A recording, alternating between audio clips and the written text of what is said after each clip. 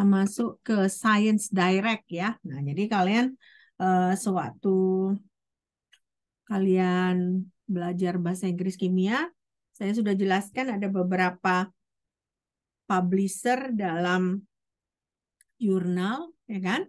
Nah, ini salah satunya adalah Science Direct.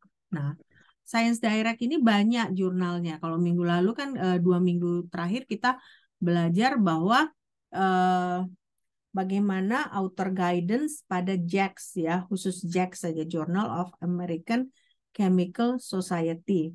Nah, karena Science Direct ini banyak macam jurnalnya, saya pilih satu yang menarik gitu ya, dan saya yakin ketika kita belajar satu author guides ini hampir semua mirip dengan jurnal-jurnal yang lain. Nah, yang saya pilih itu adalah Advance in Colloid and Interface Science. Nah, jadi ini judul, ini nama jurnalnya, dan kalau kita baca dari description ini, ya kan?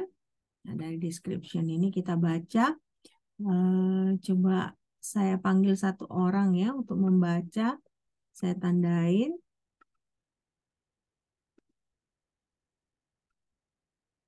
Ya.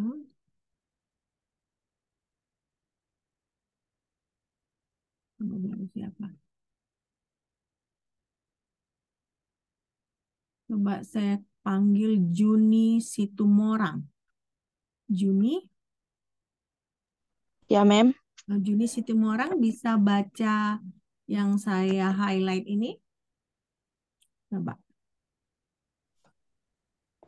Review article on any subject within the realm of Colloid and interface science will be deemed at forthright for this journal. The subject matter should be treated in depth is a critical review of the current stance of the subject area.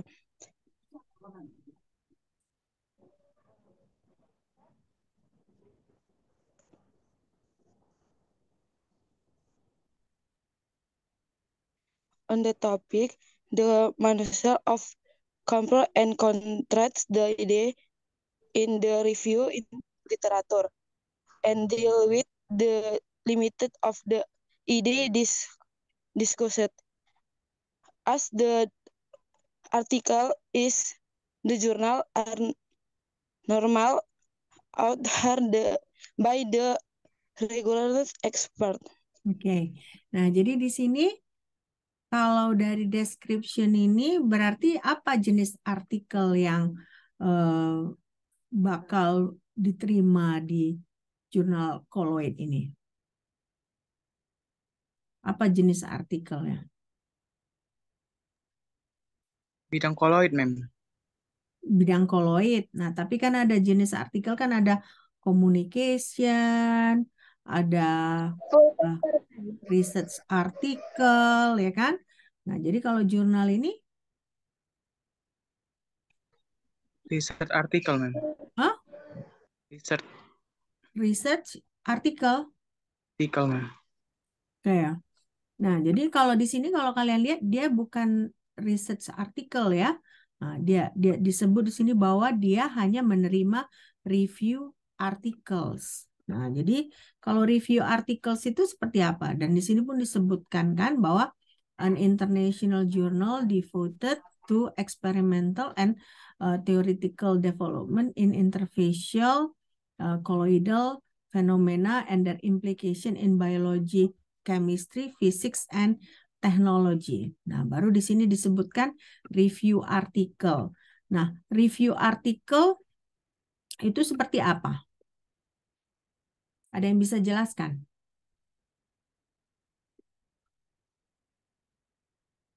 Review article itu seperti apa? Kan ada jenisnya kan? Ada Datanya lengkap, Mem. Hah? Datanya lengkap. Datanya lengkap. Sesudah itu berisi review dari beberapa artikel. Berisi review dari beberapa artikel. Nah, jadi makanya di sini disebutkan bahwa psikoloid dan interface ini dia menerima review artikel, hanya menerima review artikel, dan di sini dibuatnya statement. Statementnya itu kita baca, articles only reporting on original research will not be accepted for publication. Nah, jadi artinya di sini kalau kita hanya membuat tulisan tentang penelitian kita sendiri, bakal diterima nggak di jurnal ini? Bakal diterima nggak kira-kira? Kalau kita misalnya kan, kalian kan belajar kan jenis-jenis manuskrip kan, ada manuskrip yang communication, ada manuskrip yang jenis review articles, baru ada yang original research, ya kan?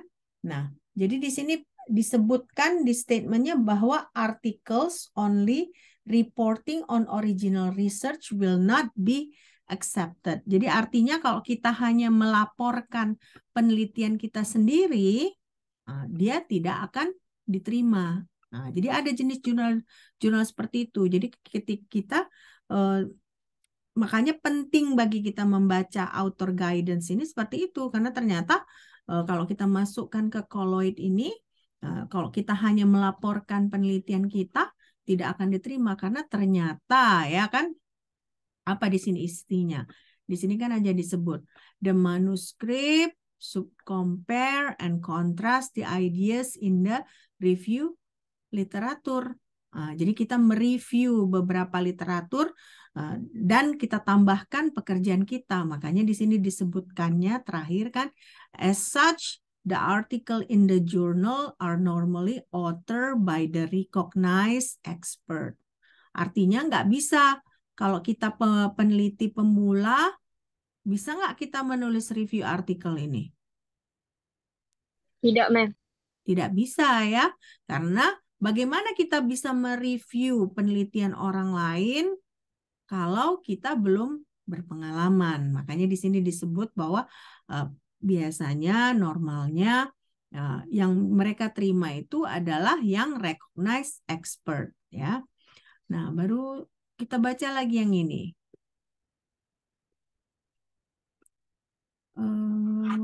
Tadi Juni udah. Coba siapa ya? Fitri Amorita.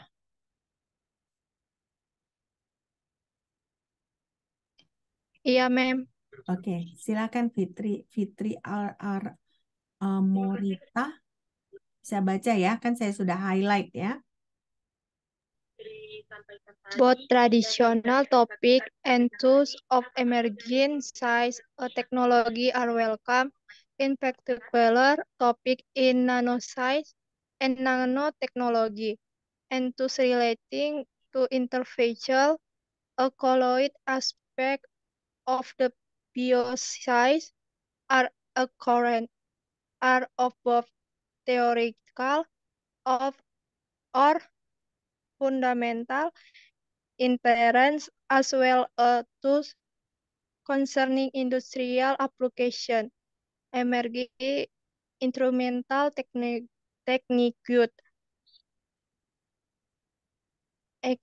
are appropriate, ma'am. Oke, saya ulang ya. Both traditional topics and those of emerging science and technology are welcome. Nah, artinya di sini topik di colloid dan interface ini bisa juga topik yang tradisional yang direview, tetapi juga ilmu-ilmu sains yang lagi berkembang. Ya, in particular topics in nanoscience and nanotechnology, and those relating to interfacial and colloid aspect of the biosciences are encouraged. Areas of both theoretical and or fundamental interest, as well as those concerning industrial application, emerging instrumental technique, etc. are appropriate. Nah, jadi di sini artinya si jurnal ini tidak hanya topik tradisional aja, tapi juga topik-topik yang lagi berkembang ya. Nah, khususnya katanya di sini bidang nanoscience dengan nanoteknologi ya. Kenapa? Karena sekarang kita ketahui ya bahwa industri sekarang lebih ke nano, ukuran nano gitu ya. Makanya dia walaupun di sini tentang colloid dan interface katanya, tetapi dia lebih fokus ke nanoscience dan nanoteknologi ya. Nah, khususnya katanya di sini biosciences. Nah, biosciences ini contohnya berarti misalnya industri dalam bidang kedokteran ya kan. Dia banyak memakai nanoscience dan nanoteknologi yang berarti banyak memakai konsep-konsep koloid yang tentunya bisa dipakai, bisa kita masukkan manuskripnya ke jurnal ini ya. Oke. Nah, sekarang di sini disebutkannya audiensnya researchers in colloid science-nya. Artinya berarti ketika kalian memasukkan jurnal ke jurnal ini, berarti yang akan membacanya tentunya orang-orang di bidang yang meneliti di bidang colloid science, ya kan? Nah, di sini kita lihat impact factor-nya. Impact factor-nya ini pada tahun 2021 15,190 ya, berarti sangat tinggi ya impact factor-nya. Nah, baru abstracting and indexing berarti siapa yang menilai jurnal ini ya? Yang menilai jurnal ini chemical abstract, current content, physical, chemical, and earth science. Nah, ini yang kalian paling kenal kan Scopus. Nah, berarti jurnal ini masuk di dalam Scopus ya, masuk dalam Scopus yang berarti dia termasuk yang diakui. Oke. Nah, ini juga banyak, ada juga informasi tentang editorial board ya kan. Nah, baru macam-macam kalau kalian lihat di sini ada yang dari Bulgarian Academy of Science. Nah, ini termasuk salah satu lembaga yang bergengsi ya kan. Nah, baru ada lagi di sini macam-macam, ada yang dari Toronto ya kan, ada yang dari Perth, ada yang dari Italia. Jadi banyak peneliti-peneliti dari seluruh dunia yang mereka menjadi editor pada jurnal ini. Oke. Nah, ada nggak Indonesia? Nggak ada Indonesia ya. Asia itu paling banter kalau nggak China atau Jepang gitu ya. Singapura pun nggak ada. Kalau kalian perhatikan di Singapura pun nggak ada ya. Nah, jadi itulah susah masuk jadi editor jurnal ini ya. Jadi nggak sembarangan juga. Oke. Nah, sekarang guide for authors-nya. Nah, di sini ada katanya kalau sebelum kita memasukkan jurnal ada istilahnya di sini submission checklist ya, submission checklist. Nah, jadi submission checklist ini yang perlu kita cek sebagai penulis untuk memastikan bahwa dokumen kita sudah lengkap. Nah, coba saya minta satu orang baca, ya kan? M. Aldi Rivaldi. Coba M. Aldi Rivaldi. Ya, ma'am. Bisa baca ya? Bisa baca yang Bisa, sudah ma'am. saya... coba. One author has been designated as the corresponding author with contact details, email address, full postal address, all necessary fields have been uploaded manuscript, include keywords, all figures, include relevant caption, all tables, including titles, description, footnotes.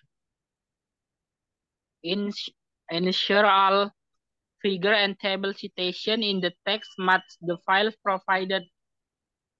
Indicated clearly if color should be used for any figure in print. Graphical abstracts, highlights files where applicable. Supplemental files where applicable. Nah, jadi di sini kita bisa tahu bahwa ada beberapa yang wajib kita punya ketika kita memasukkan jurnal. Yang pertama itu adalah apa?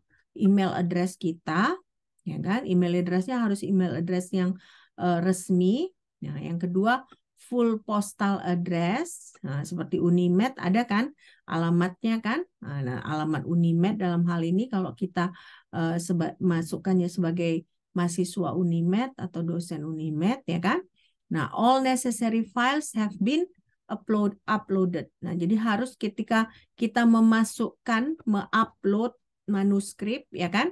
Pertama harus ada keywordnya, ya, kata kunci. Nah, jadi misalnya penelitian kita tentang apa?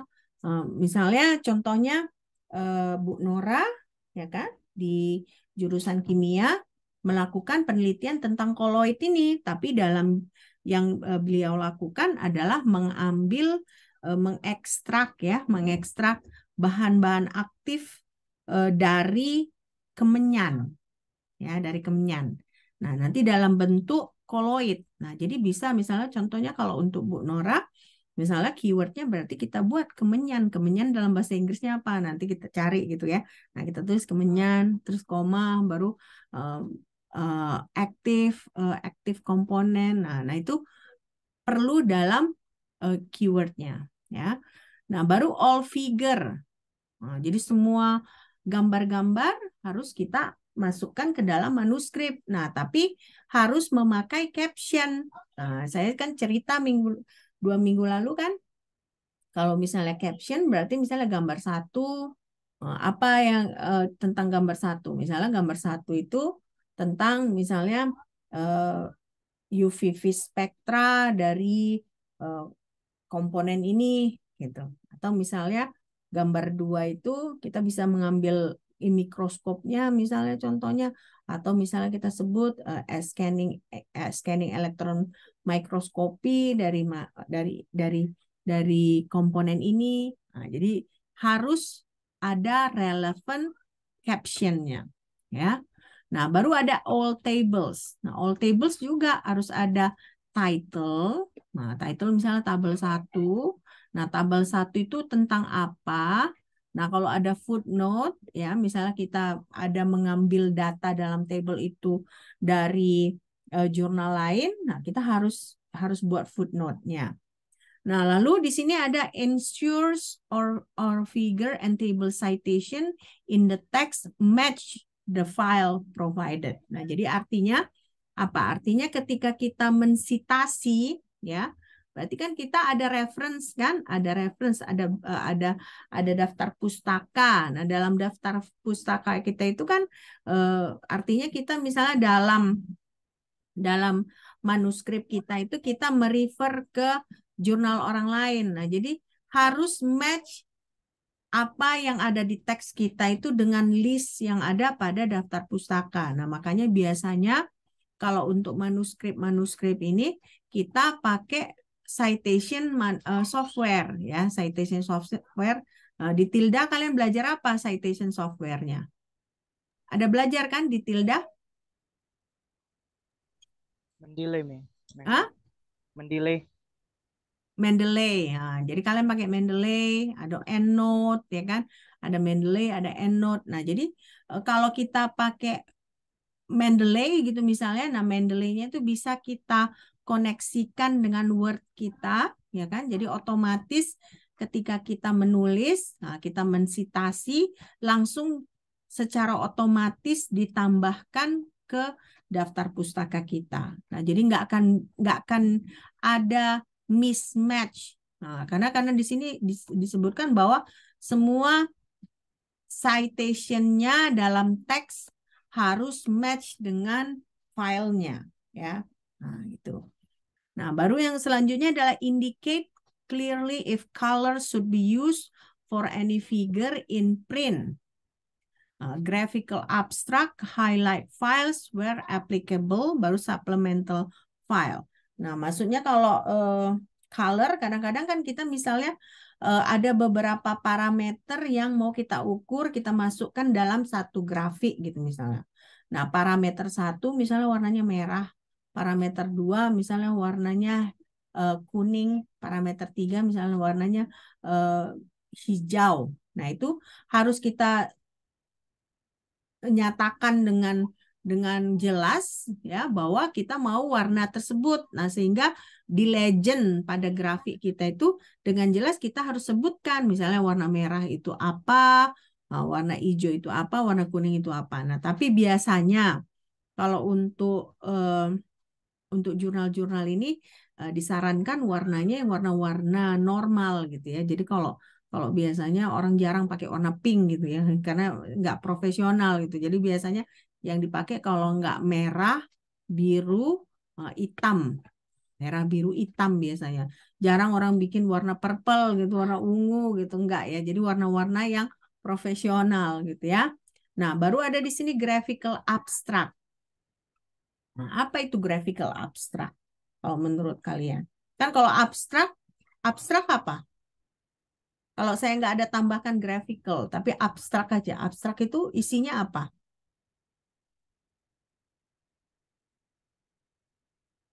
Abstrak itu biasanya kalau dalam manuskrip, dalam jurnal, di mana posisinya? Di atas, Mem. Di paling atas, Mem, setelah judul. Setelah judul ya. Nah, setelah judul itu kan abstrak. Nah, jadi abstrak itu isinya apa? Berdasarkan dari jurnal itu, Mem. Rangkuman dari jurnal, Mem. Rangkuman dari jurnal ya, seperti kayak seperti summary ya. Nah, summary. Nah, makanya biasanya di situ ada batasan-batasan berapa kata ya, biasanya sekitar 200 kata gitu ya. Ada beberapa jurnal yang 200 kata. Nah, jadi kalau graphical abstract itu menurut kalian apa?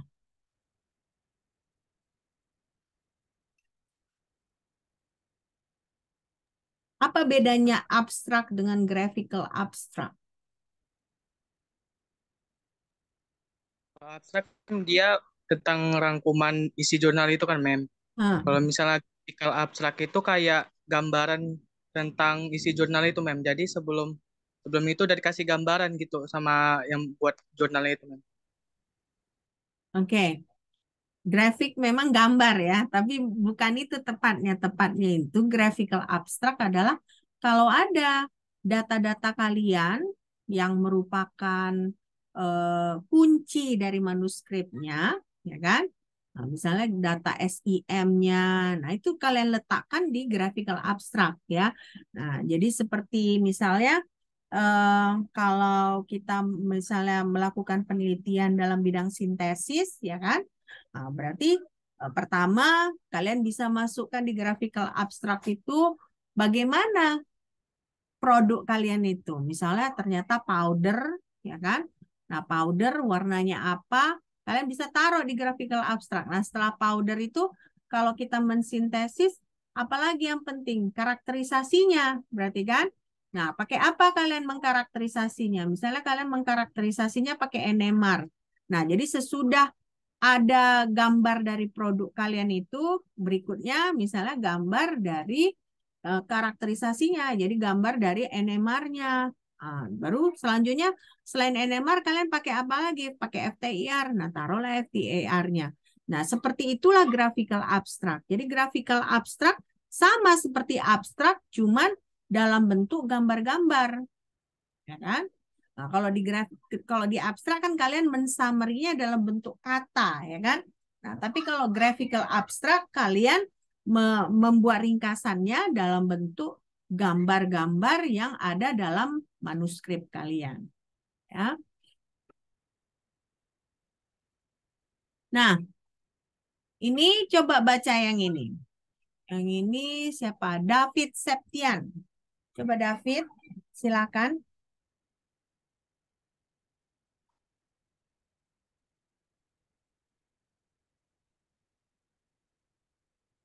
David? Saya nggak dengar suaranya. David Septian.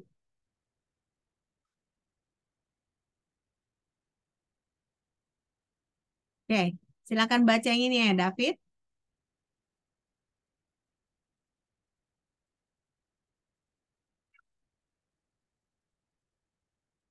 Kelihatan kan?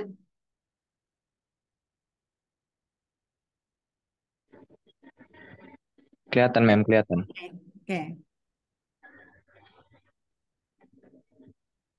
Further consideration, manuscript has been spell checked and grammar checked.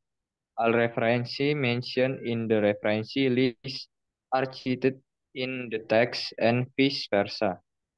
Permission has been obtained for use copyrighted material from other sources, include the internet. A competing interest statement is provided, even if the authors have no competing interest to declare. Journal police journal police detail in this suite have been reviewed.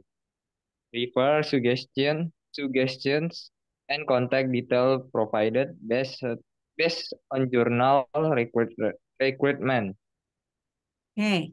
Nah, jadi dari sini apa yang dapat kita informasi tentang statement yang di sini?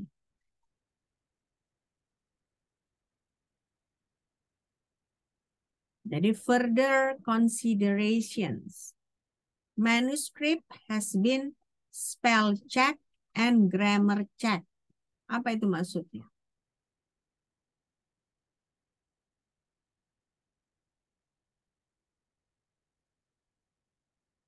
Maksudnya apa itu? Manuscript has been spell check and grammar check.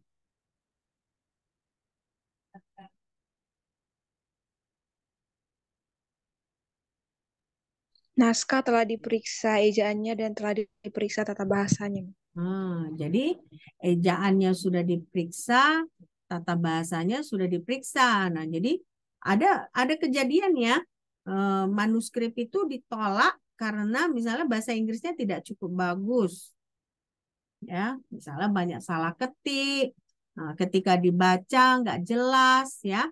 Nah, ketika dibaca kita nggak gitu ngerti apa maksudnya ya. Nah, jadi makanya sebelum kita memasukkan manuskrip harus dipastikan dia sudah benar ejaannya, sudah benar tata bahasanya ya.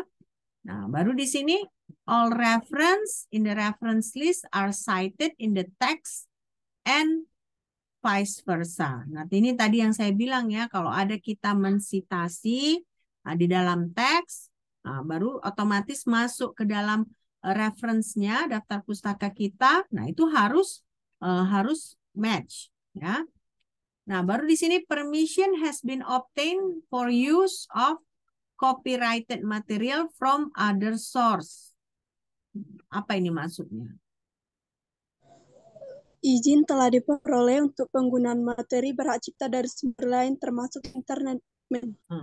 Jadi makanya sekalian sering nggak pakai gambar-gambar dari Wikipedia? Sering kan? Nah, sebenarnya kalau kalian memasukkan gambar-gambar dari internet atau dari gambar-gambar manapun, nah kalau ada copyright-nya, kalian harus permisi dulu, izin dulu sebelum bisa kalian masukkan ke dalam jurnal kalian. Makanya jarang sekali kalau kita di jurnal yang kita misalnya mau memasukkan jurnal, jarang kali kita pakai copyrighted image orang ya. Nah, biasanya pun kita hanya pakai gambar kita sendiri ya. Nah, baru ini a competing interest statement is provided even if the author have no competing interest to declare. Nah, apa itu competing interest? Competing interest statement.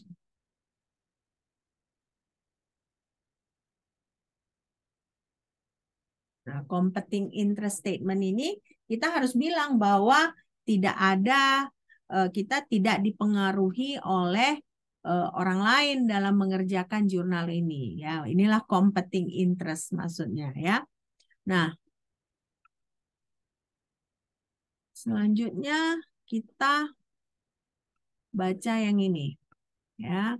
Nah, ethics ini ya, kalau kita klik di ethics ini, nah ternyata dalam kita menulis publikasi pun ada ethics-nya ya, ada ethics-nya. Nah, jadi coba kita lihat.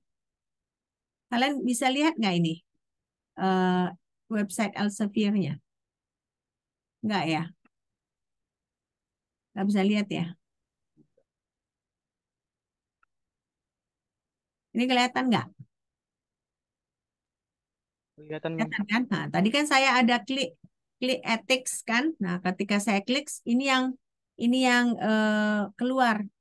Ini yang keluar berarti ada beberapa duties dari author. Ada beberapa hal yang author harus perhatikan.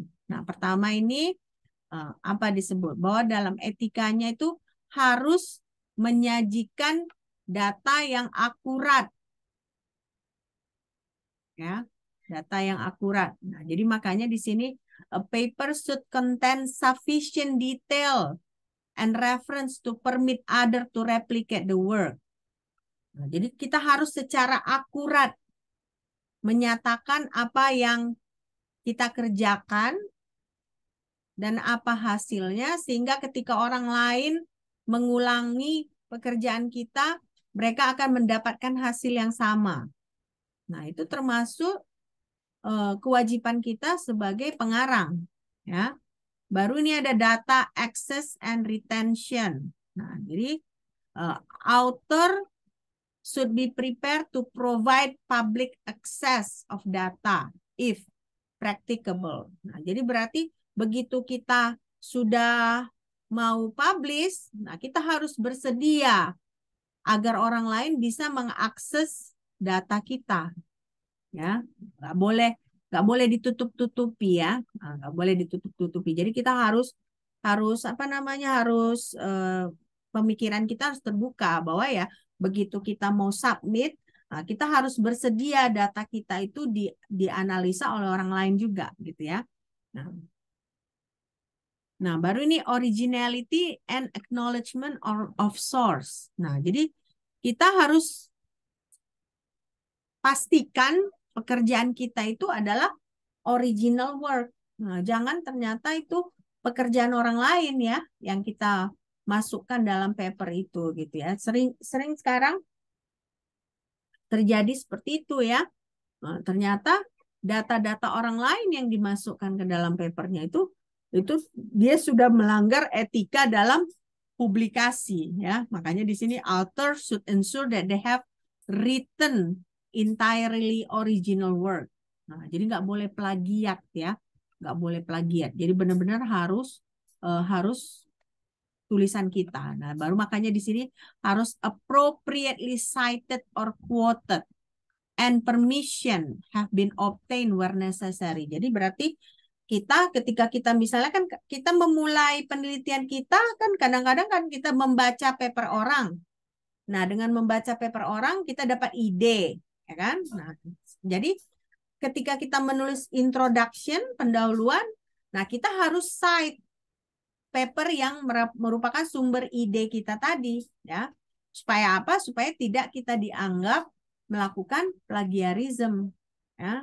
Nah, makanya di sini yang paling penting itu adalah proper acknowledgement of the works of others must always be given. Nah, jadi penting sekali dalam penulisan manuskrip ini kita mengakui bahwa ada pekerjaan orang lain yang merupakan sumber ide kita. Nah, kan boleh kita baca, kan sering kita baca paper orang, kita punya ide, tentunya bukan bulat-bulat kita ulangi pekerjaan mereka, tapi kita ada misalnya modifikasi sesuatu dari pekerjaan paper tersebut sehingga kita bisa melakukan penelitian ya kan. Nah, makanya kita harus mensitasi ya. Jadi kita harus meng-acknowledge paper tersebut. Nah, baru di sini ada plagiarism takes many form. Nah, jadi plagiarisme itu tidak melulu hanya copy paste, ya.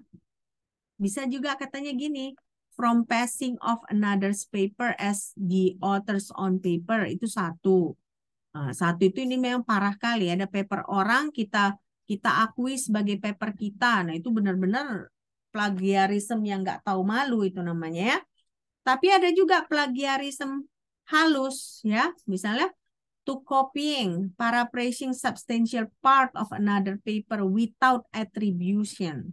Jadi kita ambil misalnya satu statement dari paper orang, sudah kita paraphrase ya, berarti kita sudah atur ulang, tidak bulat-bulat kita copy, tetapi kita tidak memberikan acknowledgement. Jadi without attribution. Jadi kita tidak tambahkan dalam daftar pustaka kita. Nah, itu sudah dianggap sebagai plagiarism. Ya. Atau di sini to claiming result from research conducting by other. Jadi kadang-kadang ada orang yang klaim kalau misalnya oke, ini hasil yang itu kami yang mengerjakan, padahal bukan. Ya. Nah, jadi makanya plagiarisme ini sangat-sangat jelek ya. Jadi makanya kalau ada seorang peneliti yang ketahuan plagiat, nah, otomatis hukumannya berat itu. Ya, hukumannya berat ya. Di Indonesia sering kejadian seperti itu ya. Profesor-profesor pun sering ketahuan kalau ternyata misalnya papernya itu plagiat dari paper orang ya.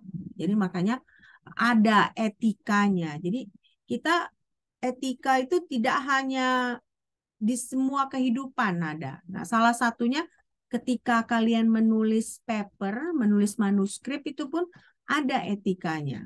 Nah, ada etikanya. Ada aturan-aturan, ada seperti kayak moral, hal-hal moral ya yang harus kalian ikuti ya. Artinya apa? Artinya mau jadi peneliti pun berarti kalian harus ada moralnya ya. Harus ada etika yang kalian ikutin. Nah, baru ini ada multiple redundant or concurrent publication. Nah, jadi seringkali misalnya ada paper yang sudah publish di mana, misalnya di jurnal mana, nah ternyata kita publish lagi di jurnal yang lain dengan mengubah dikit-dikit aja. Nah, itu nggak boleh ya. Kemarin kan ada kejadian kan, rektor USU yang sekarang kan ya, dia ada satu paper yang sudah dipublishnya lagi di jurnal lain. Nggak ketahuan. Nah, jadi makanya nggak boleh. Makanya begitu kita masukkan, makanya ketika kita memasukkan manuskrip apa kemarin, kan kita harus tulis statement bahwa manuskrip ini belum pernah dipublikasikan di jurnal yang lain. Nah, atau kita harus nyatakan statement bahwa manuskrip yang kita masukkan itu tidak lagi under review di jurnal yang lain. Kecuali misalnya si jurnal itu sudah ditolak. Nah, kalau sudah ditolak baru boleh kita masukkan ke jurnal yang lain. Kenapa? Karena menghindari multiple atau redundant atau concurrent publication. Ya, jadi nggak boleh seperti itu ya. Nah, ini baru ada lagi confidentiality ya. Nah, ini berarti kerahasiaan ya. Jadi kalau misalnya paper kita direview ya, nah kita nggak boleh misalnya paper kita direview, kita nggak boleh menghubungi orang yang mereview paper kita. Dan biasanya kita tidak akan tahu siapa yang mereview paper kita. Nah, jadi biasa itu adalah editor yang menentukan siapa yang mereview paper kita dan kita nggak boleh saling berkomunikasi. Nah, karena itu rahasia gitu ya. Baru di sini authorship of the paper. Nah, ini jadi ternyata untuk authorship of the paper pun ada peraturannya. Jadi orang-orang yang tercantum dalam paper itu, ya kan, tidak boleh orang yang tidak ada kontribusinya. Jadi yang tercantum di paper itu hanya orang-orang yang ada kontribusinya. Ya, jadi makanya di sini the corresponding author should ensure that all appropriate co-author and no inappropriate co-author are included on the paper. Nah, ini juga yang sering kejadian di Indonesia ya. Kejadiannya bagaimana? Nah, misalnya ada dosen-dosen yang dia mau ada publikasinya ya, dan dia dosen senior, misalnya dia sebutlah ke dosen junior, oke, masukkanlah namaku ke papermu, biar ada paperku gitu. Nah, sebenarnya itu nggak boleh. Kenapa? Karena tidak ada kontribusinya dalam paper tersebut ya. Nah, karena di sini biasanya pun nanti di manuskrip itu sebelum kita masukkan kita perlu jelaskan, misalnya setiap author itu, setiap co-author itu apa kontribusinya dalam paper tersebut. Apakah analisa data, apakah misalnya dalam hal ide-ide eksperimen ya.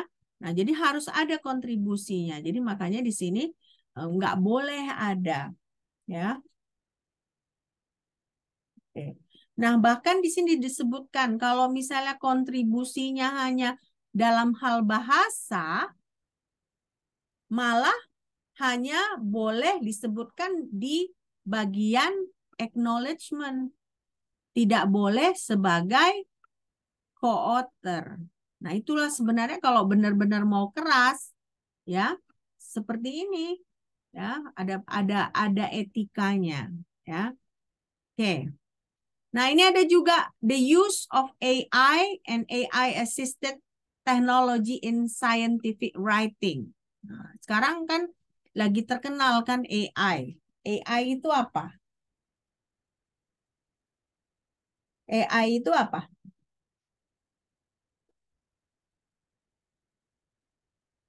AI. Ada yang bisa beritahu Kecerdasan saya? buatan. Kecerdasan buatan ya Buatan. kan? Nah, contohnya kalau kita dalam menulis manuskrip, contohnya apa AI? Apa contohnya? Kalian pernah dengar Grammarly? Kan sering ada iklannya kan, Grammarly. Nah, Grammarly itu kan kayak software ya. Kalau kita masuknya konekkan Grammarly dengan Word kita ya, software Word kita. Nah, si Grammarly itu bisa mencek bagaimana grammar kita. Nah, sesudah itu dia bisa kasih suggestion ke kita ya. Nah, di sini boleh katanya kita menggunakan AI ya, AI assisted technology in scientific writing, tetapi nggak boleh misalnya kita benar-benar apa yang di situ yang kita langsung buat. Jadi harus misalnya contohnya Google Translate. Nah, kalian suka nggak pakai Google Translate? Saya suka pakai Google Translate juga ya. Nah, boleh kita pakai Google Translate. Google Translate itu kan AI kan? AI juga, AI assisted technology. Itu kan membantu kita untuk misalnya menerjemahkan paper kita ke dalam bahasa Inggris contohnya. Tapi apakah bulat-bulat yang diberikan si Google Translate itu yang kita masukkan dalam paper kita? Nggak boleh ya. Kenapa? Karena kalau kalian bacakan, perhatikan baik-baik, itu seringkali dia bahasanya aneh. Nah, jadi makanya di sini ada disebutkan oleh si author guidance ini bahwa harus tetap di-review dan edit the result. Jadi artinya sesudah si AI itu memberikan hasilnya ke kita, tetap harus kita baca lagi, kita analisa lagi, apakah benar atau tidak apa yang dibuat si AI itu. Ya, seperti Google Translate yang saya bilang tadi, ya kan? Seringkali yang diterjemahkannya itu ada beberapa hal yang aneh. Nah, misalnya contohnya, tadi saya kan sebelum ngajar pagi-pagi saya mempersiapkan kelas untuk matematika kimia. Kalian ada kan? Ambil kelas matematika kimia kan semester ini? Nah, Ada, jadi Mem. saya mempersiapkan kelas. Nah, saya mau tahu dalam bahasa Indonesianya, dalam bahasa Inggrisnya ditulis the curve is smooth. Nah, the curve is smooth. Nah, jadi saya masukkan ke AI tadi itu, ya, translate-nya ditulis di situ kurva halus. Cocok nggak kurva halus? Smooth memang artinya halus ya. Nah, tapi apa cocok halus? Kurva halus. Tidak, Mem. Kurvanya halus, nggak cocok kan? Nah, lebih cocok apa? Kurvanya mulus. Nah, ya, mulus lebih cocok daripada halus. Maksudnya kan kurva halus itu smooth itu kan maksudnya tidak ada terpotong dia. Jadi dia terus menerus continue. Nah, continuity ya. Nah, tapi kalau kita terjemahkan langsung kurva halus katanya. Padahal halus harusnya kurva mulus ya, mulus. Dia tidak ada terpotong gitu ya. Nah, jadi hal-hal seperti itu yang dijelaskan di sini etiknya bahwa kita boleh. Nah, dia bilang tidak larang gitu ya, tidak larang. Nah, boleh, tapi tetap juga harus dikontrol. Nah, dikontrol, harus tetap kita analisa lagi hasil AI tersebut karena seperti saya bilang tadi kan, the curve is smooth. Kurvanya halus, padahal harusnya kurvanya mulus ya. Nah, itu kesannya seperti apa ya? Seperti nggak ada, seperti nggak apa, nggak sama, nggak beda gitu. Padahal sebenarnya Beda. beda gitu ya. Nah, jadi makanya di sini should carefully review and edit the result. Nah, baru di sini si author juga harus menyatakan apa yang mereka pakai. Nah, misalnya kalau kita pakai Grammarly, kita harus bilang ke si publisher bahwa kami pakai Grammarly. Nah, jadi harus disclose. Nah, jadi harus dinyatakan ya. Nggak bisa ditutup-tutupi. Nggak bisa kita ternyata pakai Grammarly, tapi kita nggak sebutkan kalau kita pakai Grammarly. Jadi nggak boleh. Ya, nggak boleh. Nah, jadi inilah kalau kalian lihat ada etika dalam menulis publikasi. Nah, ini bakal ada juga hazard and human or animal subject. Terutama untuk penelitian-penelitian yang berkaitan dengan hal-hal yang berbahaya. Nah, ini contohnya. If the work involve chemical procedures or equipment that have any unusual hazard inherent in their use, the author must clearly identify this in the manuscript. Ya, nah jadi ada satu penelitian sekarang sudah dilarang ya, sudah dilarang. Penelitiannya itu namanya penelitian virus, ya, penelitian virus. Misalnya kalian pernah dengar nggak kalau ternyata virus COVID itu manusia yang buat? Pernah dengar nggak? Pernah dengar kan? Pernah dengar. Nah, itu ada penelitian memang seperti itu. Mereka bekerja dengan virus-virus yang berbahaya. Misalnya contohnya virus COVID, virus apa lagi? Virus SARS ya. Virus COVID ini bagian dari SARS juga. Ada lagi virus dari virus HIV itu ya. Nah, macam-macam ada virus, banyak virus ya. Nah, jadi kalau misalnya kita mau menulis paper tentang hasil penelitian kita itu, nama penelitiannya itu gain of function research ya. Nah, mereka meneliti virus, tetapi virusnya itu dimodifikasi. Nah, jadi makanya kalau misalnya kalian perhatikan ya, virus COVID itu gabungan antara virus malaria, virus AIDS ya, dengan virus SARS ya. Jadi ada beberapa ternyata setelah diteliti gitu ya, kan kalau kalian lihat virus COVID itu ada kayak antenanya itu kan, benar nggak? Nah, antenanya itu yang dimodifikasi DNA-nya. Nah, bagaimana dimodifikasi supaya dia bisa berinteraksi langsung dengan tubuh manusia.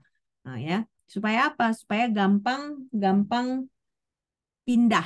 Nah, pindah dari satu orang ke orang lain. Nah, itu dilarang sekarang ya, gain of function itu udah dilarang. Kenapa? Karena kalau misalnya labnya tidak bagus fasilitasnya, itu yang bisa kejadian kayak di Wuhan itu. Akhirnya malah jadi ke seluruh dunia ya.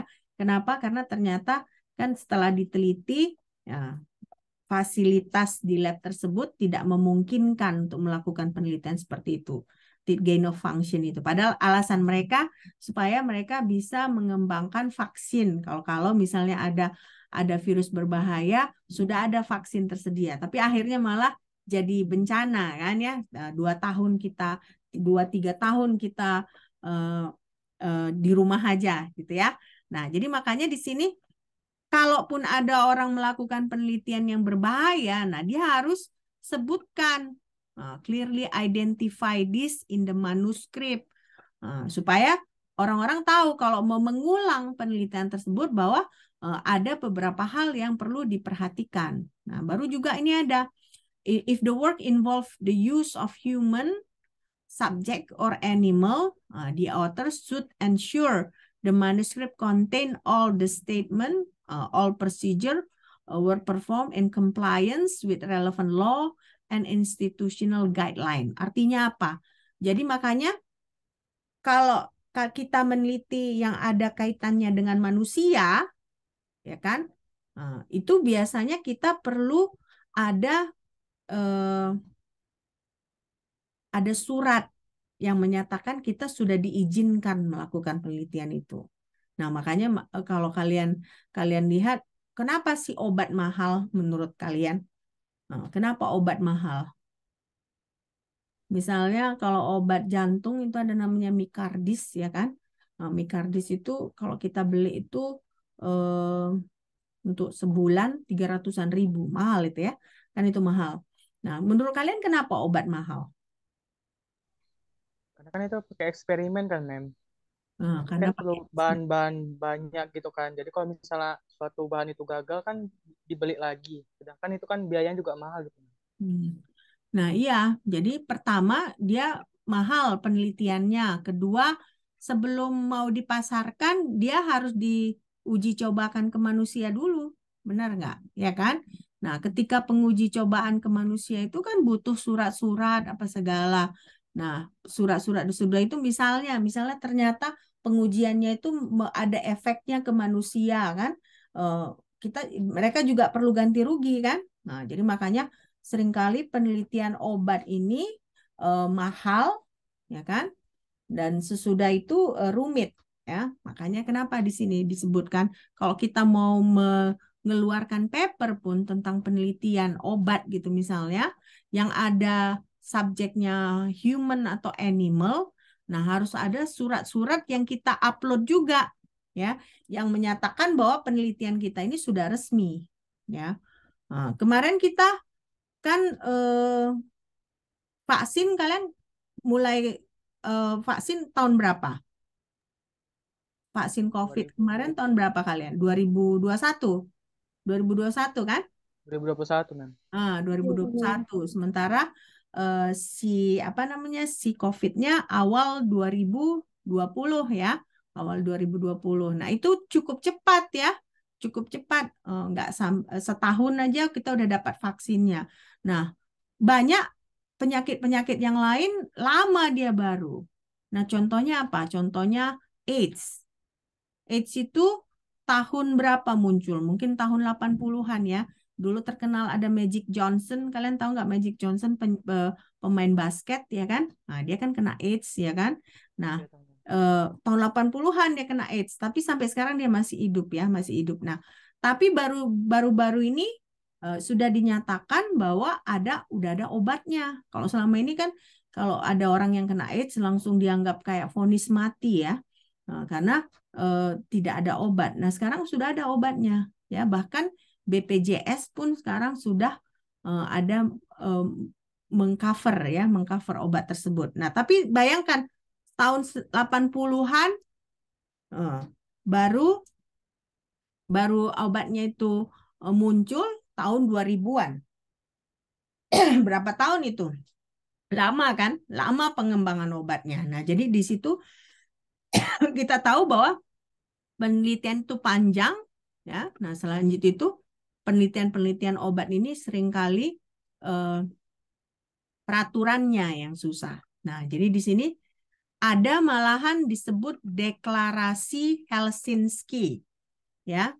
For human subject, the author should ensure the work described has been carried out in accordance with the Code of Ethics in the World Medical Association or Declaration Helsinki. Nah, jadi untuk penelitian, makanya penelitian itu penting ada etika, ya. Etika itu tidak hanya dalam kita kehidupan sehari-hari, ya. Nah, dalam meneliti ada etika, dalam menulis jurnal juga ada etika, ya. Kalau misalnya kita nggak mengikuti etika, nah itulah yang kacau, ya. Kacau semua. Nah, contohnya gini. Kalian ada nggak yang ikut penelitian dosen? Belum ada, Mem. Belum ada. Nanti suatu saat kan kalian ada yang ikut penelitian dosen, ya kan? Nah, untuk ikut penelitian dosen itu pun kalian harus ada etikanya. Nah, etika bagaimana dosen itu membimbing kalian. Nah, etika juga bagaimana kalian bekerja dengan si dosen tersebut. Nah, misalnya contohnya gini. Nah, kalian mengerjakan penelitian, ya kan? Udah gitu kalian dapat data. Nah, ternyata datanya itu tidak sesuai dengan ekspektasi dosen tersebut. Nah, dosen tersebut meminta kalian untuk memanipulasi data. Bagaimana? Kalian bersedia nggak? Tidak, Mem. Berani nggak kalian melawan dosen tersebut? Bilang, Pak, Bu, saya nggak mau manipulasi data ini bertentangan dengan conscience saya, bertentangan dengan apa yang saya percayai. Berani nggak kalian bilang gitu? Nah, saya dulu ada ikut kuliah, ya, ada ikut kuliah etika namanya, ya. Kuliah etika di suatu saya S3. Nah, di situ yang dibicarakan hal-hal seperti itu yang nantinya kalian akan mengalami juga, ya, karena kalian kan bakal tingkat berapa, ya? Kalian nanti semester berapa bakal mulai sempro, ya kan? Habis sempro kan kalian nondik ini kan. Nondik umumnya kan rata-rata kalian ikut penelitian dosen nanti kan. Karena kalau tidak ikut penelitian dosen, mahal kalian biaya penelitian, ya kan? Tapi kalau ikut penelitian dosen, otomatis misalnya biaya-biaya bahan-bahannya semua akan lebih murah, ya kan? Nah, karena akan lebih tidak terlalu memberatkan kalian, karena dosen yang akan membiayai. Tapi kan dosen juga ada tuntutan kan? Tuntutan misalnya membuat publikasi. Nah, misalnya ternyata hasil kerja kalian itu tidak sesuai dengan apa yang dia harapkan. Nah, ada kejadian dulu di universitas tempat saya sekolah, ya. Nah, jadi satu dosen mempekerjakan satu mahasiswa master, ya kan? Nah, melakukan penelitian. Nah, penelitiannya itu ada 10 data. Nah, dari 10 data itu sebenarnya hanya 2 yang melenceng dari ekspektasi dosen tersebut. Nah, yang lain sesuai. Nah, yang 2 inilah dimanipulasi, ya. Nah, ternyata mahasiswanya ini tidak damai, ya, tidak damai karena itu kan bagaimanapun kan itu ketidakjujuran, ya kan. Nah, mahasiswa itu tidak damai. Nah, akhirnya diadukan si dosen tersebut ke universitas, ya. Akhirnya dosen tersebut kena sanksi akademik, ya. Nah, jadi maksud saya itulah etika-etika, ya. Nanti kalian pun bisa aja kalian menghadapi itu, tapi kan bisa kalian menolak ke dosen tersebut dengan misalnya dengan baik, dengan sopan, kan bisa kita bilang, Pak, ini sepertinya nggak usah, Pak, apa adanya aja gitu, ya. Kan bisa seperti itu kan, karena data yang jelek tetap data. Nah, asalkan kita bisa misalnya kita menjelaskan kenapa hasilnya jelek, itu juga kan bisa menghasilkan manuskrip yang bagus gitu, ya. Nah, jadi makanya hari ini kita belajar, ya. Hari ini yang kita pelajari, kalau kalian perhatikan bahwa menulis manuskrip pun ada etikanya. Jadi tidak sekedar masalah plagiarisme, tapi juga masalah bagaimana kalian menangani data. Nah, misalnya gini, kalian mendapat data, terus kalian gambar data tersebut pakai graphing software. Ya, graphing software itu bisa ada Origin, bisa macam-macam ya. Nah, tapi sekarang kalau misalnya manuskrip tidak menerima Excel ya. Nah, jadi biasanya minimal Origin. Nah, ternyata data kalian itu misalnya terlalu banyak noise-nya. Ya, banyak noise-nya. Nah, jadi kalau banyak noise-nya kan otomatis data kalian itu nggak smooth, ya kan? Nah, jadi gini-gini gitu, nggak smooth. Nah, di software-software seperti Origin itu ada metodenya, kita bisa membuat data yang nggak smooth, yang banyak noise itu, dikurangi noise-nya sehingga dia lebih smooth. Nah, itu melanggar etika nggak? Melanggar etika nggak kalau seperti itu? Nanti kalian pasti ada ketemu juga seperti itu kejadian. Karena kalian kan mahasiswa non kependidikan ya kan? Nah, kalian dapat data, kalian gambar, ternyata banyak noise-nya. Jadi nggak cantik dia. Nah, selain nggak cantik, sulit kalian mengambil kesimpulan. Nah, jadi caranya bagaimana? Ternyata kalian bisa gunakan software yang mengurangi noise tersebut sehingga datanya lebih halus, lebih smooth ya. Nah, sehingga ketika sudah lebih smooth, kalian bisa mengambil keputusan. Nah, bagaimana kalau kayak gitu? Itu Bisa aja sih, Mem. Hah? Bisa aja. Salah Soalnya sih. kalau Bisanya gimana? misalnya contohnya Soalnya kalau kan misalnya Hmm? Bisanya gimana? contohnya misalnya gini kan, Mem, di diagram gitu kan, Mem. Hmm. Diagram itu kan ada 1, 2, 3 gitu kan, Mem. Hmm. Karena kita dapat koma-koma gitu kan, Mem, kita bisa buatnya misalnya 1,1, 1,2. Jadi datanya itu lebih smooth gitu, Mem. Iya, tapi itu melanggar nggak? Melanggar etika nggak kayak gitu?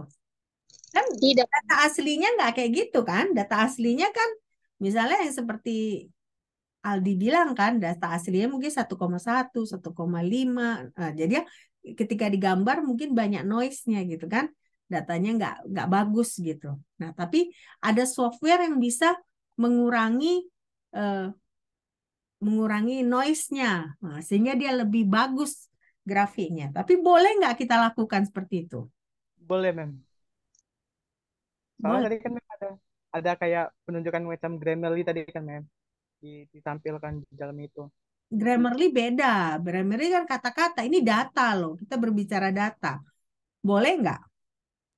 Boleh Mem, asal kalau misalnya data yang kita gunakan itu tetap sama hasilnya, nggak ada ditambahkan atau nggak ada dikurangkan. Loh, Nah itu. kalau kita mengurangi noise, berarti kan ada yang dikurangkan.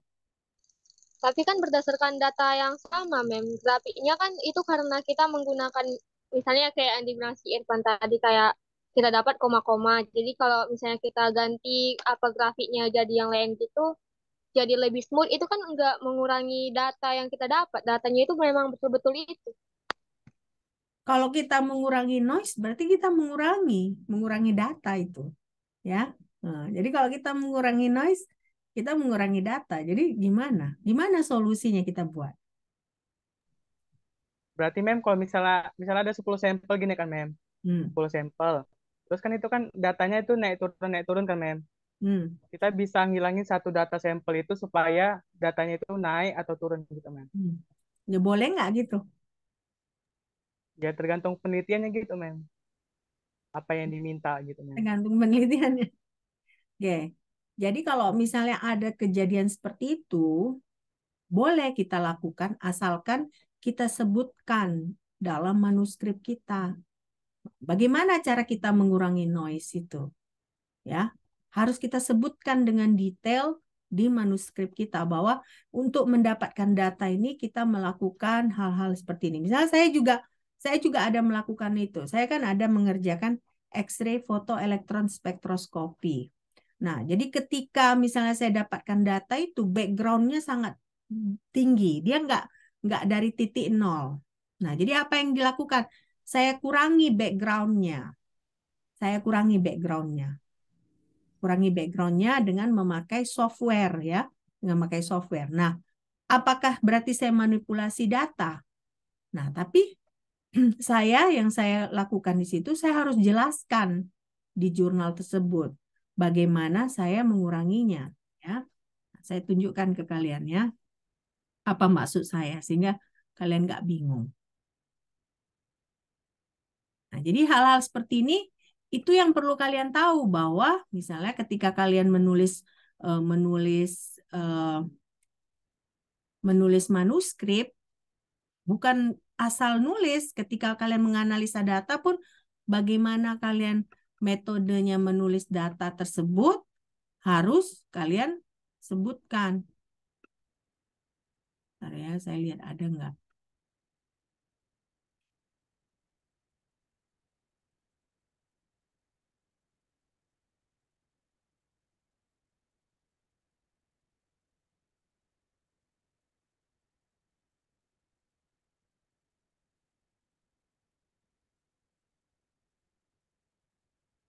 Nah, sabar ya.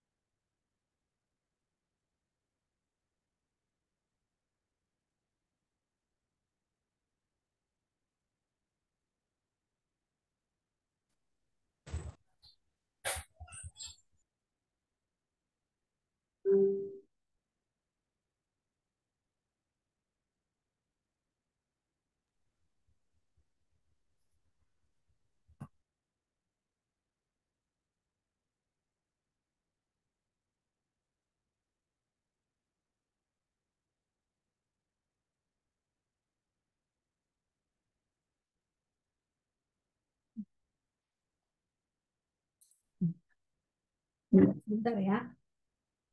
Bentar dulu.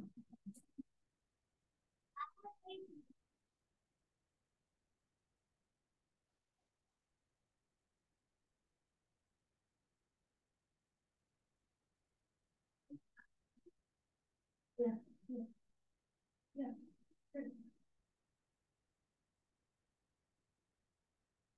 Iya, Pak. Ya. Saya nanti ada share lagi Pak bahannya Pak. Ada bahan yang lain, ada Pak, ada bahan yang lain yang saya rasa lebih reasonable Pak. Oh. Iya, iya ada nanti saya lagi ngajar Pak. Nanti habis saya ngajar saya share ke Bapak ya. Oh. Bapak, ya Pak. Oke, makasih ya Pak.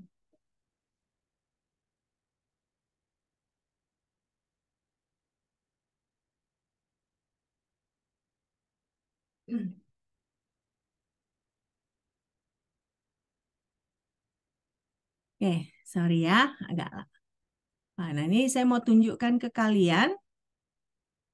Oke, nah kalian udah lihat ya, ini paper ini. Nah, di sini di paper ini ada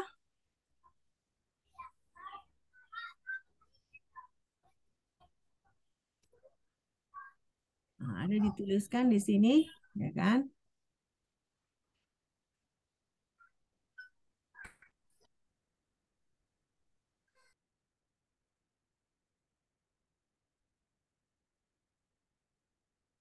Nah, saya mau tunjukkan bahwa cara kita menganalisa data pun kalau ada yang kita mau kurangi noise-nya, harus kita jelaskan di paper. Nah, ini contohnya nih.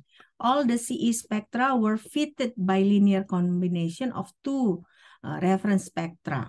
Nah, the fitting was written in-house using Visual Basic application. Nah, jadi di sini diceritakan bahwa ketika kita menganalisa data, ya kan, data itu di fit gitu. Jadi nggak bisa kita misalnya kita tidak sebutkan cara kita menganalisa data. Jadi harus kita sebutkan caranya bagaimana kita menganalisa data.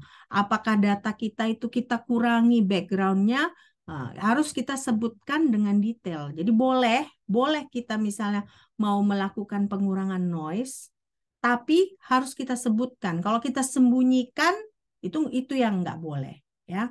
Nah, jadi di sini etika dalam menulis yang perlu kita ketahui, ya. Oke. Nah, jadi kita sudah belajar etikanya, ya kan? Selanjutnya ada di sini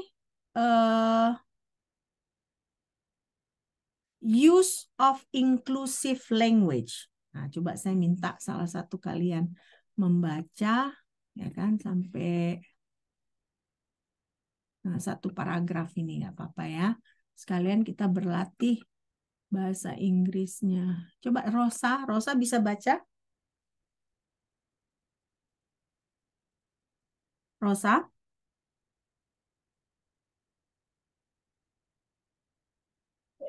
Iya, Mem. Bisa dibaca? Bisa, Mem. Oke, silakan.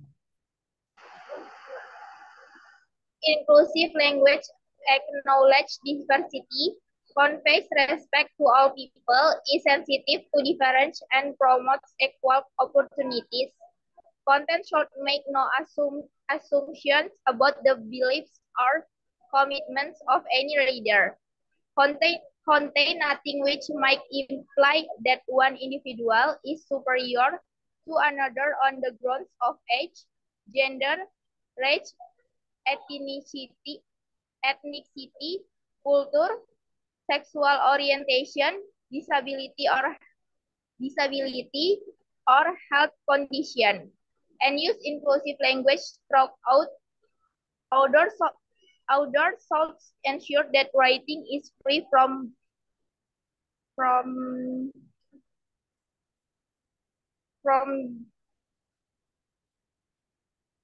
bias, stereotypes, slang, reference to dominant culture and or cultural assumptions. We advise to seek gender neutrality by using plural nouns or the clinicians, patients, and clients as the default or wherever possible to avoid using he, she, or he or she.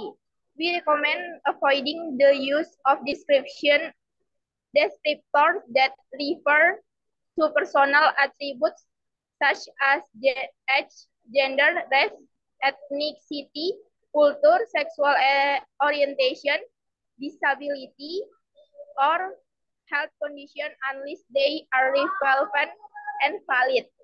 When coding terminology issues, we recommend to avoid offensive or exclusionary terms such as master, slave, blacklist, and whitelist.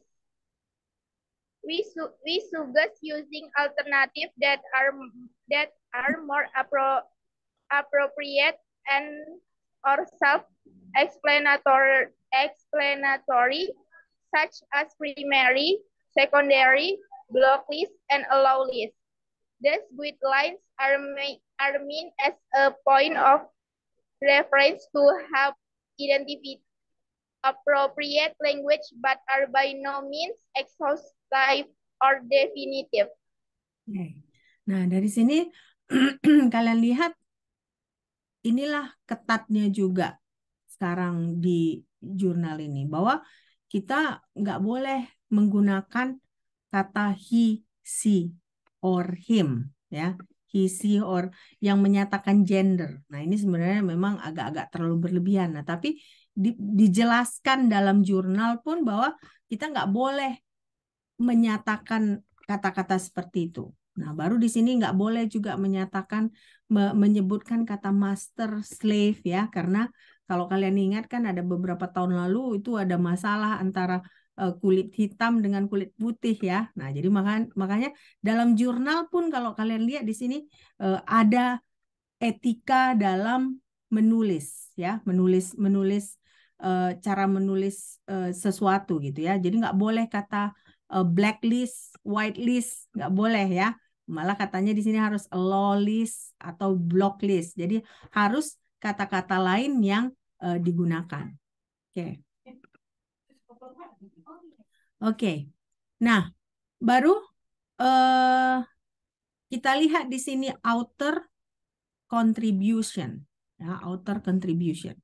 Nah, coba dibaca di sini.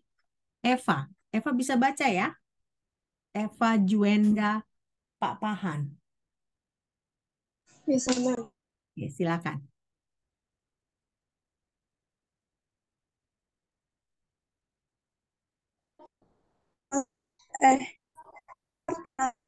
We encourage authors to submit author statement file outlining their individual contribution to the paper using the relevant credit rules.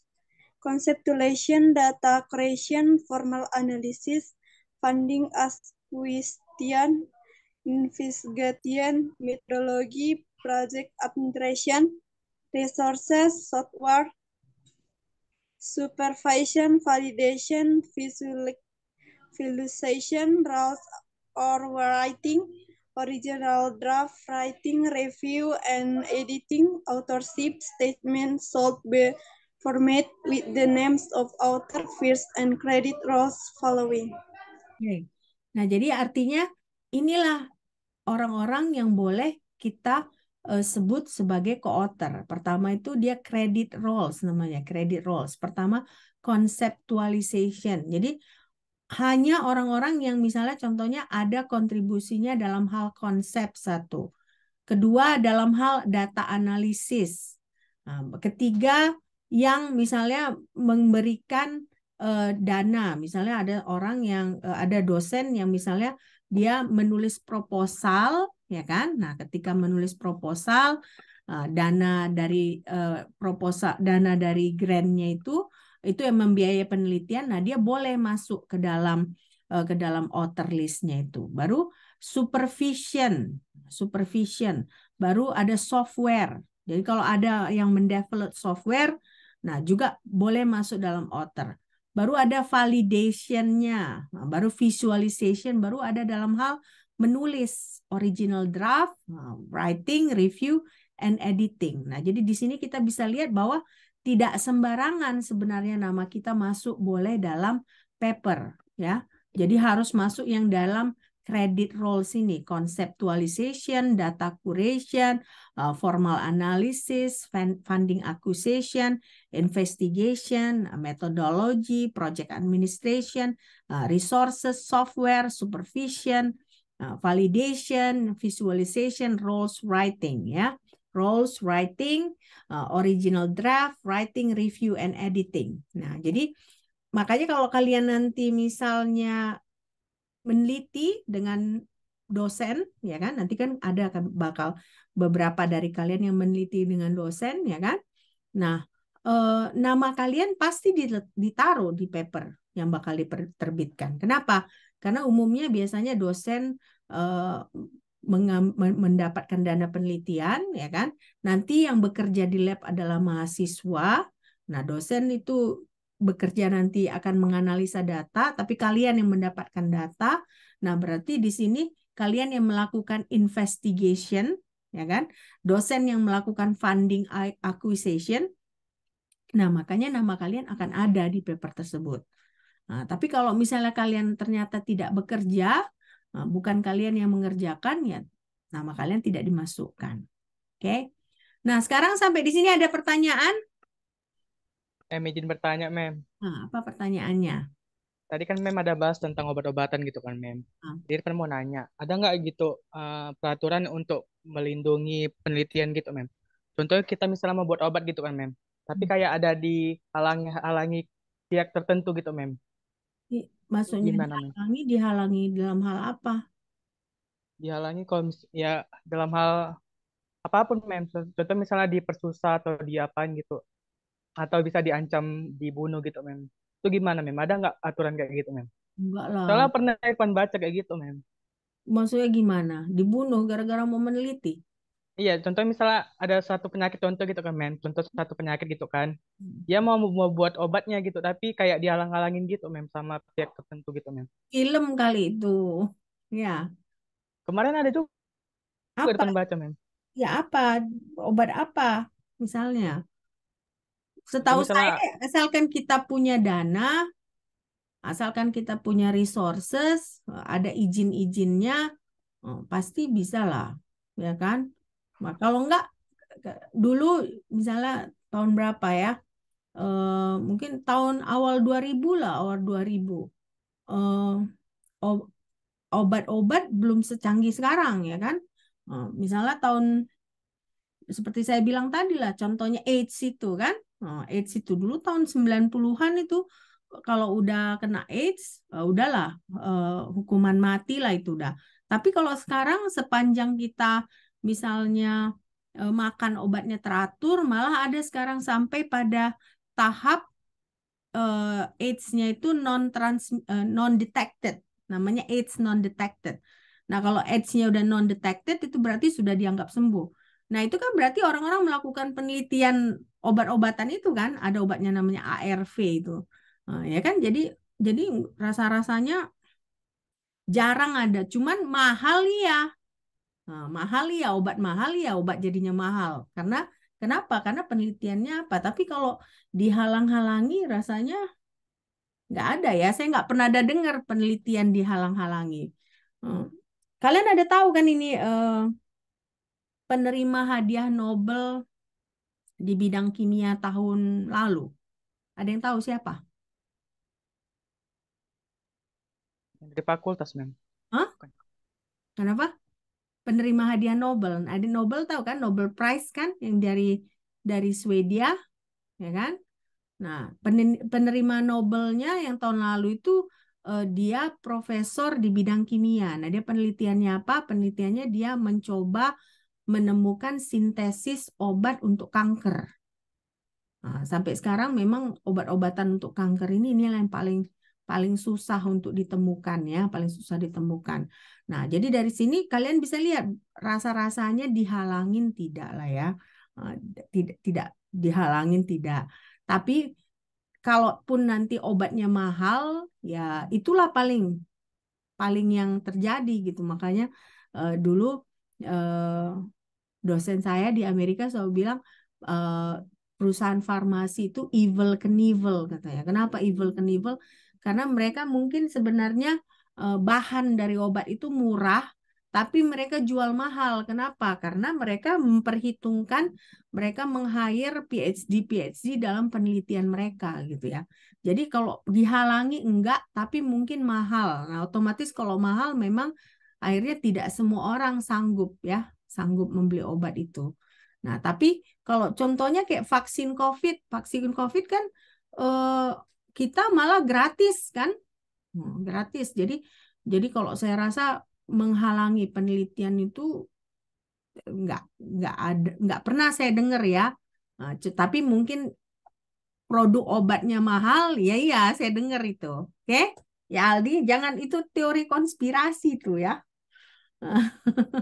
Jadi rasa-rasa nggak ada lah seperti itu. Pasti kalau kita mau meneliti sepanjang, makanya saya bilang yang tidak boleh itu yang seperti saya bilang tadi, gain of function research. Kenapa? Karena mereka meneliti virus-virus berbahaya.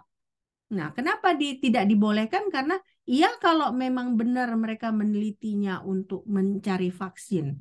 Kalau mereka menelitinya untuk senjata biokimia, bagaimana? Nah, ya kan sekarang makanya disebutkan perang itu nggak lagi tembak-tembakan ya. Nah, perangnya sekarang pakai virus. Virus itu jadi senjatanya. Gimana kalau kayak gitu? Nah, itu dihalangi memang, tapi kan mereka memang menelitinya pakai bahan-bahan berbahaya, pakai virus yang berbahaya. Kalau mereka punya etika dalam meneliti, kalau nggak punya, kalau mereka mau menjual virus itu ke orang-orang yang jahat, ya kan? Jadi senjata, ya kan? Nah, itu dilarang. Gain of function itu memang dilarang sekarang. Tapi lebih dilarang karena dilihat bahwa tidak ada manfaatnya, ya, karena dianggap justru mereka berbahaya, ya. Oke, Aldi? Irfan Oke, atau mem. Aldi namanya? Irfan, Aldi. Irfan, mem. Oke, Irfan, mem. Irfan ya. Oke. Nah, sampai di sini ada pertanyaan? Tidak ada? Oke, kalau tidak ada berarti minggu depan kita sudah mulai offline ya. Nah, sudah mulai offline. Nah, kita Elsa jangan lupa cari ini ya. Sediakan proyektor ya, Elsa. Oke, Mem. Oke. Ya, ruangannya sudah tahu di mana kan? Saya nggak tahu di mana. Sudah tersedia belum ruangannya minggu depan? Elsa? Ruangannya sudah ditentukan belum, Elsa? Kalau dari roster di gedung 12 lantai 1 nomor 7, Mem. Oke, oke, ya udah. Jam 13.50 ya. Oke, sampai jumpa minggu depan ya kan. Mudah-mudahan ini kalian pada masih banyak yang di kampung ya? Masih pada di luar kota ya? Iya, mem. Iya, Mem. Diusahakan akhir minggu ini kalian sudah balik ya. Biar minggu depan Baik, kita bisa mem. kuliah luring. Oke, sampai jumpa. Bye. Thank you, mem. Bye, thanks. Bye.